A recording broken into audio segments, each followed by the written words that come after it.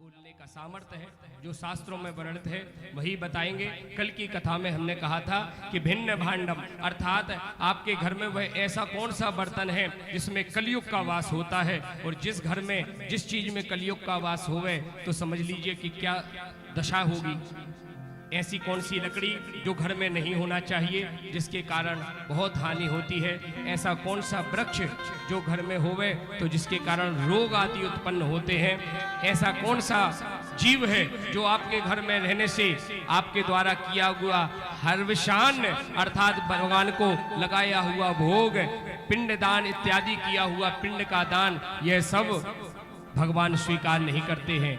तो यह हम आपको बतलाने जा रहे हैं। कहा गया है शास्त्र में भिन्न भांडम खटम चा खट्या भिन्न भांडम च खट्वाम चा कुक्कुटम सुनकम तथा अर्थात कुक्कुटम सुनकम तथा अप्रस्तानी सर्वाणी यश्य वृक्षो गिहिरुहि अर्थात भिन्न भांडम का अर्थ होता है टूटा हुआ बर्तन। हमारे घर में कहीं टूटा हुआ चटका हुआ कोई बर्तन होगा तो उसमें कलयुग का वास होता है। तो टूटे हुए बर्तन में चटके हुए बर्तन में बिल्कुल घर में नहीं होना चाहिए। यदि वह घर में होंगे तो आपको बहुत नुकसान होगा। दूसरा हमने कहा था कि एक ऐसी कोई लकड़ी जो आपके घर में हो सकती है और उस लकड़ी के कारण आपको भयंकर धन की हानि हो सकती है, वह है खटिया अर्थात खटवाम चा टूटी हुई खटिया।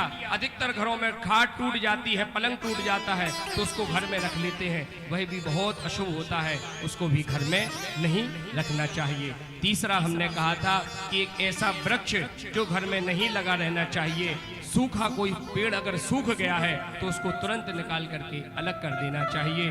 एक और वृक्ष है सीताफल का वृक्ष भी घर के अंदर नहीं होना चाहिए।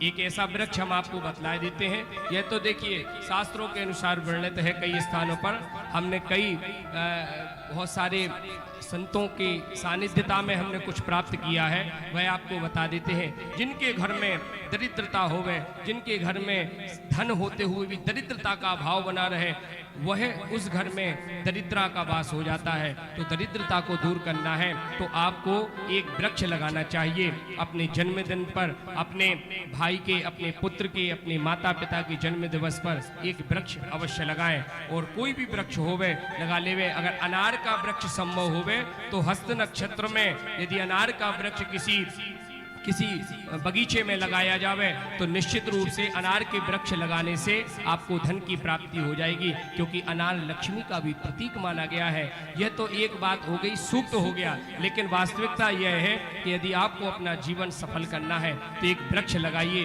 उस वृक्ष को लगाना मात्र नहीं है, उस वृक्ष की देखभाल करके उसको बड़ा करना है। जिस आपके हाथ के द्वारा लगाया हुआ वह वृक्ष यदि बड़ा हो जाएगा और जिस दिन आप उस वृक्ष की छाह में बैठोगे तो निश्चित रूप से परमात्मा की आपको अनुभूति होना शुरू हो जाएगी। ध्यान रखना, भगवान के दर्शन नहीं हो सकते हमें। भगवान के दर्शन के लिए हमारे पास ये चक्षु नहीं है। भगवान के दर्शन के लिए हमें दिव्य चक्षु चाहिए, वह दिव्य चक्षु हमारे पास नहीं है। लेकिन परमात्मा की अनुभूति जरूर कर सकते हैं। और परमात्मा की अनुभूति उदाहरण से देख लें, नमक है, नमक का स्वाद तभी हमको मिलेगा जब हम नमक को जीभ से चखेंगे, और जब चखेंगे तभी हमें पता चलेगा कि नमक का स्वाद कैसा है, शक्कर कैसा है। लेकिन उसके अंदर होता है, जिस प्रकार से ये जल को अगर अपन बर्फ बना दें तो उस जल के अंदर बर्फ तो होता है, लेकिन जल के अंदर बर्फ होता है जब वह जम जाता है, लेकिन वह बर्फ हमको दिखता नहीं है। इसी तरह से परमात्मा भगवान शंकर की भी 8 मूर्तियां हैं, और 8 मूर्तियों में ये सारा जगत आपको दिख रहा है। जो जगत है,